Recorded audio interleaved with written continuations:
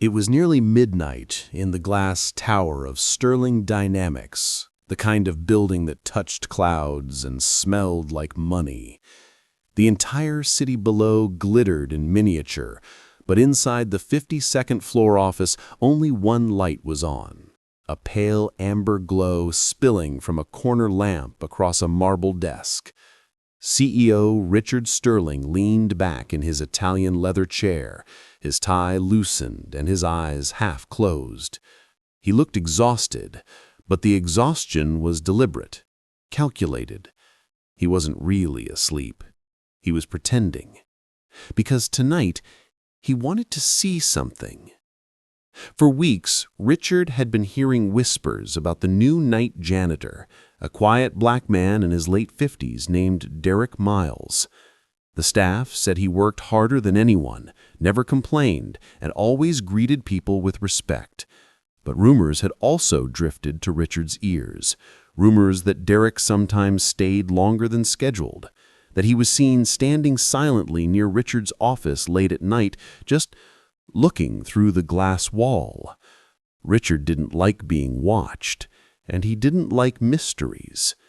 So tonight, he decided to test him.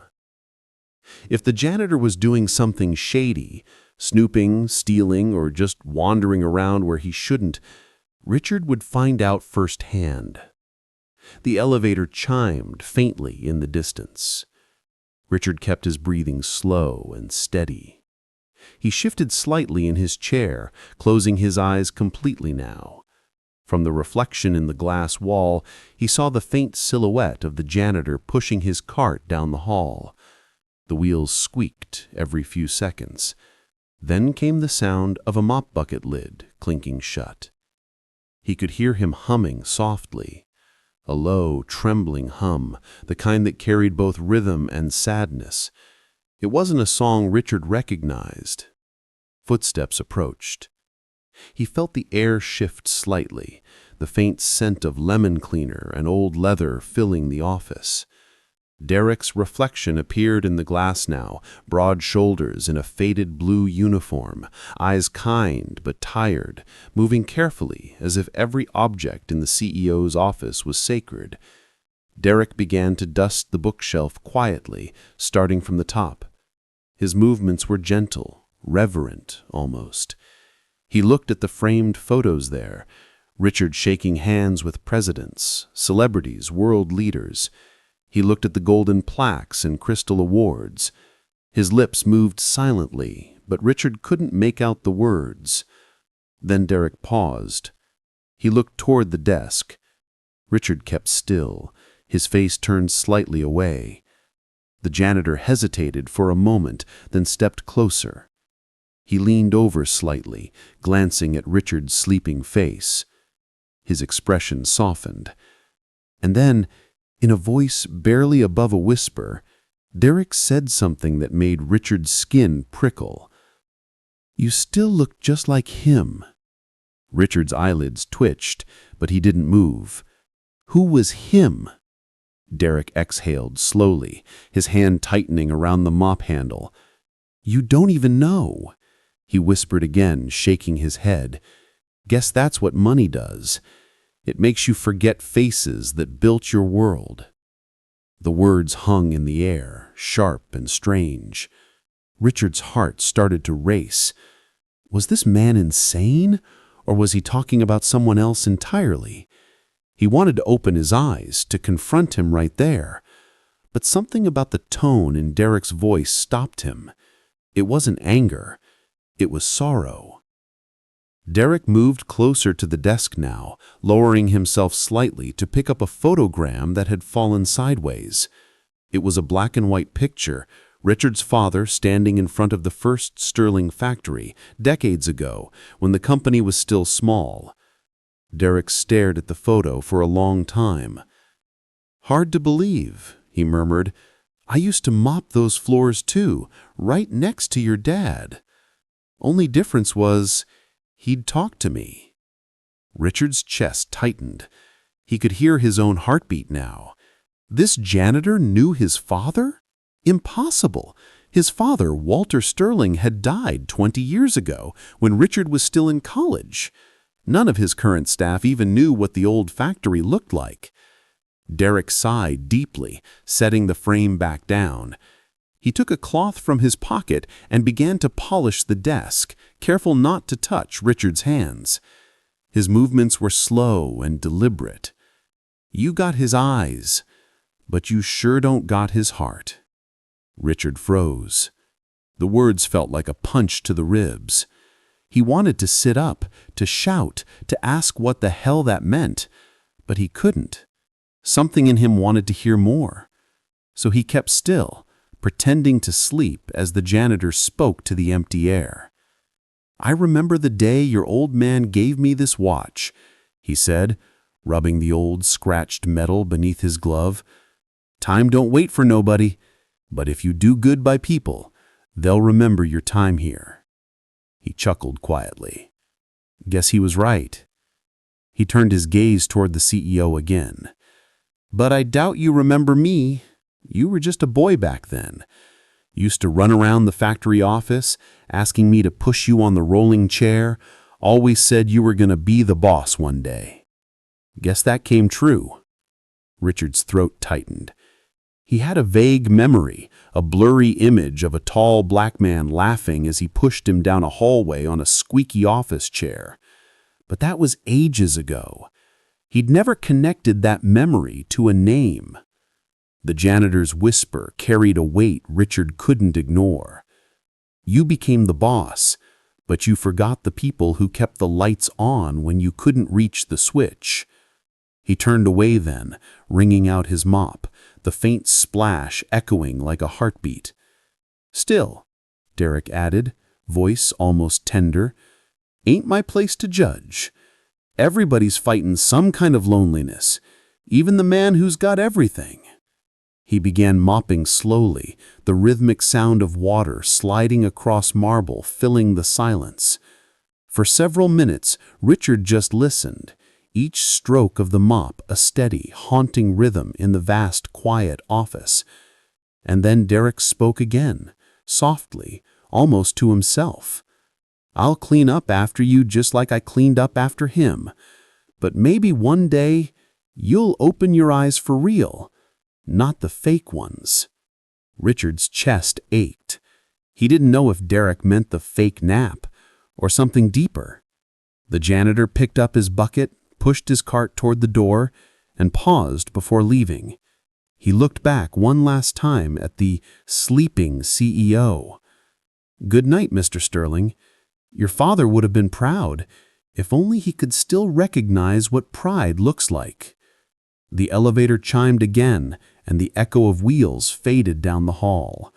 For a long moment, Richard stayed motionless. Then, slowly, he opened his eyes. The office was empty, but something inside him wasn't. His throat burned. His palms felt cold. He looked toward the photo on the shelf, his father's face smiling back from another era, and for the first time in years, Richard felt small. He reached for his glass of water with trembling hands and noticed something new on his desk, a folded note tucked neatly under the corner of the lamp. The handwriting was rough, deliberate, old-fashioned. It said, "Don't worry, sir. I cleaned up the messes you didn't even see." Richard's pulse spiked. He looked around the room. Everything was spotless, but somehow the air felt heavier, full of things unsaid. Outside the window, thunder rolled over the city skyline, scattering light across the glass towers. Richard leaned back slowly in his chair, still clutching the note, and whispered under his breath, "Who are you, Derek Miles?" The question hung in the silence like a ghost that refused to leave. And somewhere down below, in the empty corridors of the building, the janitor's faint humming could still be heard, low, steady, and heartbreakingly familiar. The morning after felt colder, even though the sun was blazing over the city skyline. Richard Sterling sat in his penthouse kitchen, his untouched espresso cooling beside a stack of untouched newspapers. His eyes were fixed on that small, folded note he'd brought home from his office. "Don't worry, sir. I cleaned up the messes you didn't even see." He'd read it a dozen times through the night, and each time the same uneasy chill crept up his spine. The handwriting wasn't threatening. It was calm, almost compassionate. But something about it felt too intimate, too familiar. Who was this man, really? He had spent years building walls around himself, glass walls, concrete walls, emotional walls, and no one had ever dared to climb over them. Not his board members, not his assistants, not even his ex-wife.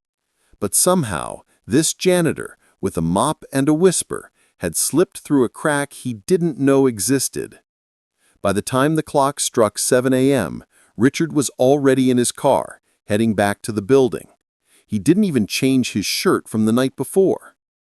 The lobby staff looked startled when the CEO walked in early, his tie loose and his expression stormy. He asked the front desk sharply, "Where's the janitorial roster?" The night shift logs are in maintenance office B," the receptionist stammered. Richard nodded once and strode off without another word.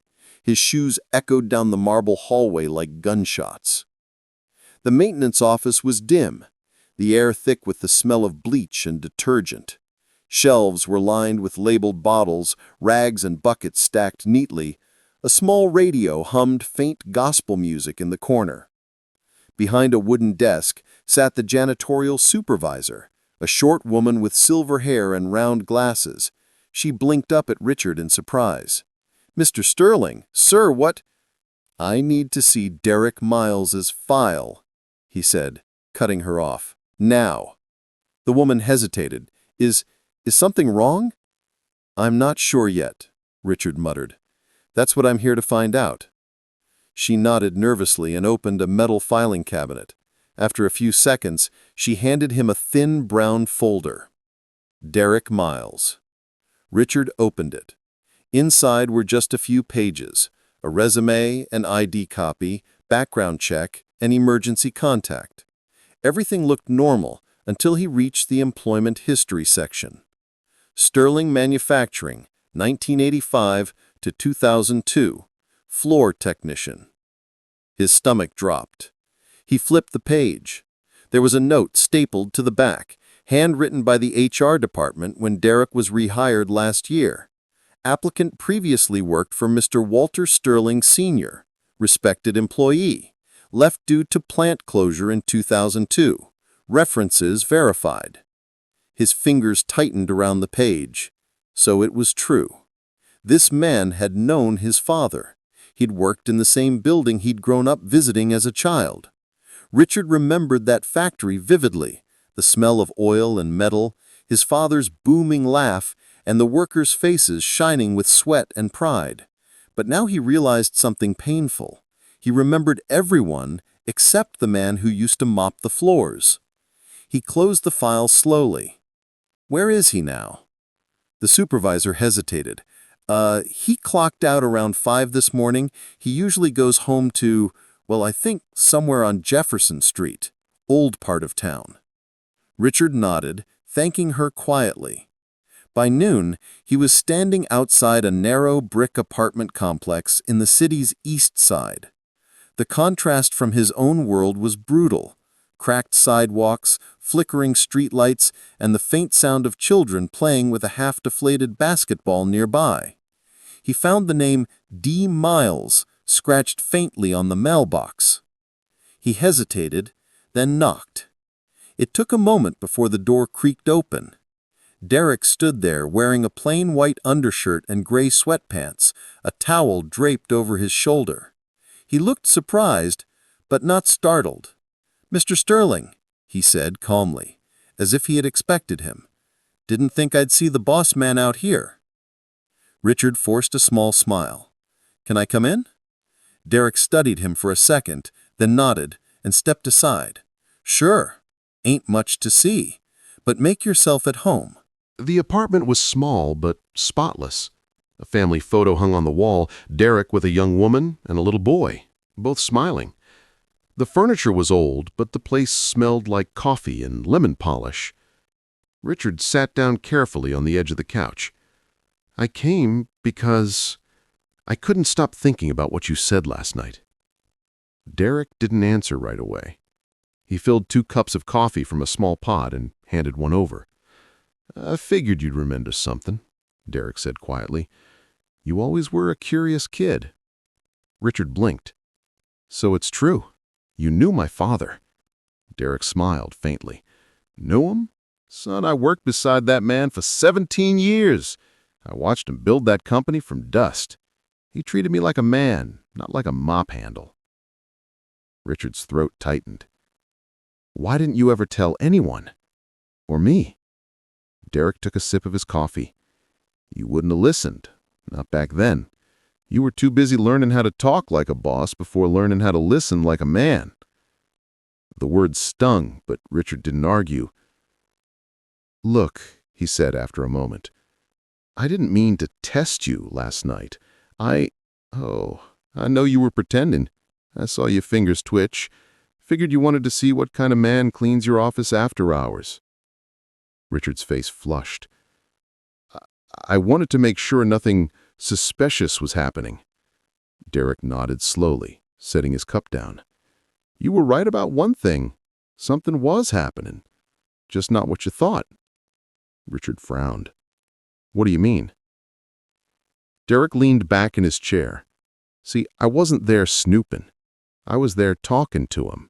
He pointed at the ceiling gently. To your father. Richard blinked. You mean, I know how it sounds. Crazy old man talking to the dead.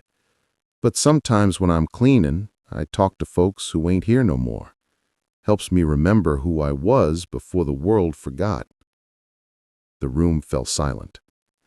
Richard looked around the apartment again. There were small signs everywhere. A bookshelf full of worn Bibles, old factory photos and frames, a plaque from Sterling Manufacturing, covered in dust. He swallowed hard. You said something last night. About me looking like him. About forgetting the faces that built my world. Derek smiled sadly. Your daddy was a fair man. When that factory got hit by layoffs, he stood up for folks like me. But when he passed, everything changed. The next generation, they replaced handshakes with signatures, kindness with policies. You took his name and built an empire. But somewhere along the way, you lost his fire. Richard stared down into his coffee. Maybe you're right. Maybe? Derek chuckled, shaking his head. Son, I ain't judging you. I know what it's like to lose your way. When my boy died in that construction accident 5 years ago, I stopped talking for months. Couldn't pray, couldn't eat, couldn't even clean. Then one day, I picked up my old mop again. Not for the money, but 'cause it gave me purpose. Cleaning is what I do when I don't know how to fix the mess inside. Richard looked up, startled. Your son? Derek nodded slowly. Yeah, name was Marcus. Bright kid. Wanted to work for Sterling Dynamics one day. But we both know dreams don't always reach the top floors. The air grew heavy. Richard felt something twist inside his chest. Guilt, empathy, something unfamiliar. I'm sorry, Derek. I didn't know. Didn't expect you to, Derek said softly. You don't see the people who sweep behind you when you're walking too fast. They sat in silence for a long while. 2 men from different worlds, united by invisible ghosts. Finally, Richard spoke. Come back tonight, same time. I want to talk more, not as a CEO, just as me. Derek raised an eyebrow. That an order or an invitation? Richard smiled faintly. A request. All right, boss, but I ain't going to wear a suit. That night, long after the building emptied again, Richard waited in his office. He'd cleared his schedule, turned off his phone, and sat by the window watching lightning flicker across the horizon. At exactly midnight, the elevator chimed. Derek entered, pushing his cart as always. But this time the air felt different. No games, no pretense, just two men who shared the same silence. Richard stood, walked to the old factory photo on a shelf and said quietly, "Tell me what you remember about my father." Derek looked at him, long, steady, full of unspoken memories. Everything, and not all of it's pretty. And with that, he began to speak about loyalty, betrayal, promises, and something buried deep beneath the sterling name. Something Richard wasn't ready to hear. But he would. And when he did, his world would never look the same again. The storm outside had deepened into a roar. Rain raced down the tower's glass windows, streaking the night with silver veins. Inside the top-floor office, the only sound was the low buzz of the city below and the faint hum of the janitor's old cart. Richard Sterling sat at his desk, sleeves rolled up, the amber lamp casting tired lines across his face. He watched Derek Miles move slowly around the room, polishing the floor with the same care a father might give a sleeping child. For once, the CEO wasn't pretending. He wasn't hiding behind power. He just watched and listened. "Tell me everything," Richard said quietly. "You said my father wasn't perfect. What did you mean?" Derek paused, leaning on the mop handle. He looked out toward the lightning, then back at Richard. "Your daddy, Walter Sterling, he was a good man most days. But the world don't let good men stay pure for long. Back in '95, the company hit trouble. One of the chemical suppliers cut corners. A leak at the plant made folks sick. A few workers got hurt, one real bad." Richard frowned. "I've never heard about that." "You wouldn't have," Derek said. "Your father kept it quiet, paid settlements, shut the place down for a month. One of those men who got hurt was my brother, Samuel. Burned his lungs from the fumes, couldn't work again." Richard's stomach dropped. I had no idea." "No reason you would," Derek continued. "Your daddy sent money to my family for years, private checks. Said he couldn't undo what happened, but he'd never forget. When he passed, those checks stopped. And when you took over, I figured it was time to earn my own way again. So when I saw the opening at Sterling Dynamics, I applied. I didn't want charity. I wanted closure." The rain beat harder. Richard sat back slowly, eyes searching Derek's face. "So you came back here to, what, remind me of his mistakes?" "No, sir." Derek shook his head. "To see if the sun turned out different." The words struck deep. Richard looked down at his hands, the same hands that had signed 100 layoffs, the same ones that gripped champagne at galas while men like Derek worked unseen. "I guess I failed that test," he whispered. Derek smiled faintly. "Not yet you didn't. You showed up tonight, didn't you?"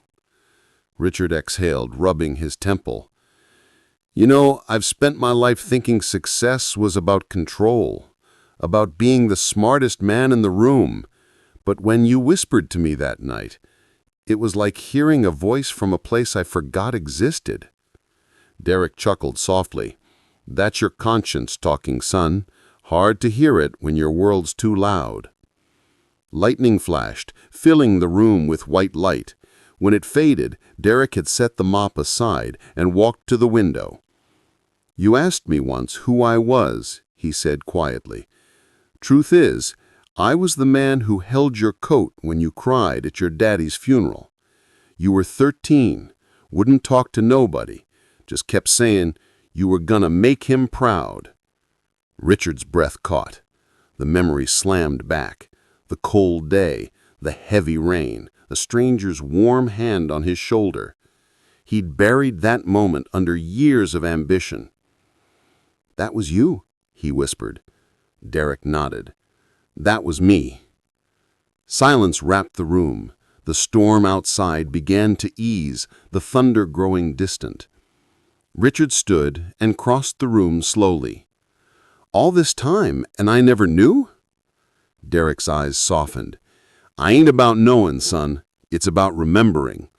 We forget the people who hold us up until the ground gives way." Richard looked around his office, the glass, the awards, the gold. For the first time, it all looked fragile. "You were right that night," he said. "I've been living with my eyes closed." Derek smiled, then picked up the rag again. "Well, open 'em while there's still light left." Something changed in Richard's voice when he spoke next, less command, more humanity. "Derek, come work for me, not as a janitor, as an advisor, someone who keeps me grounded." Derek laughed softly. "I don't own no suits, Mr. Sterling." "I'll buy you one," Richard said, smiling for real this time. "Hell, buy 10. Just promise me you'll tell me the truth, even when I don't want to hear it." Derek nodded. "Deal." They shook hands, the handshake of two worlds finally meeting in the middle. But before the moment could settle, Derek's expression shifted. He looked away, almost hesitant. "There's one more thing you ought to know," he said. Richard frowned. "What is it?" Derek hesitated, his voice barely above a whisper. "When my boy Marcus died, the construction site he worked on, it was one of your company's contracts." Richard froze. "No, that can't be—" "I checked the records," Derek said quietly. "He was working under a subcontractor that cut corners on safety. It wasn't your hand that signed off, but your logo was on the fence." The air went still. Richard's mouth went dry. "Derek, I had no idea, I swear." "I believe you," Derek said. "But you see why I had to come back? Not for revenge, for redemption, for both of us." Tears stung Richard's eyes, uninvited. "I'm so sorry. If there's anything—" "There is," Derek interrupted softly. "Make it right. Change how this company treats the people at the bottom. Don't let Marcus or your father's workers fade into statistics." Richard nodded slowly, voice breaking.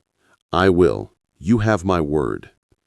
The thunder faded completely now, replaced by the low hum of the city's lights returning after the storm. For a while, neither man spoke.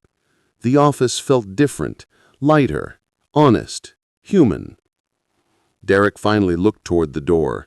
"I should get back to work before sunrise. Floors don't clean themselves." Richard smiled faintly. "Let them stay dirty tonight. We've done enough cleaning for one lifetime." Derek laughed, shaking his head. "Careful, boss. You'll put me out of a job." "Not a chance," Richard said. "From now on, I think this place needs a little more of your kind of clean." The two men shared a quiet nod.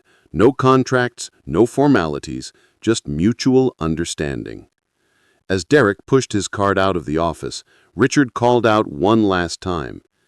"Derek." He turned. "Thank you," Richard said simply, "for seeing me when I couldn't see myself." Derek smiled. "That's what janitors do, son. We notice what others step over."